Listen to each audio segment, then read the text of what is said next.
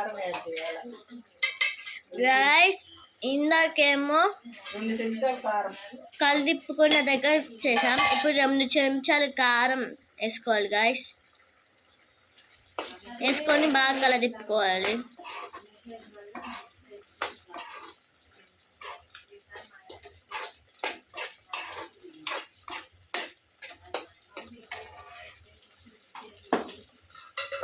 కలదిప్పుకున్న తర్వాత మూత పెట్టుకోవాలి గైస్.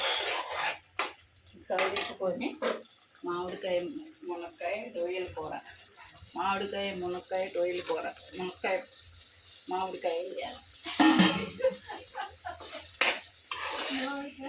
మునక్కాయ రొయ్యల కూర నీది పడతలే, మామిడికాయలు పడతాయి. వేయాలి. ఉడకాలి కదా మునక్కాయ. ఒక 1 గ్లాసు నీళ్ళు వేసుకొని బాగా కలదిప్పుకోవాలి. తిప్పి మూత పెట్టుకోవాలి. ఓ 10 నిమిషాలు ఉడకనియాలి.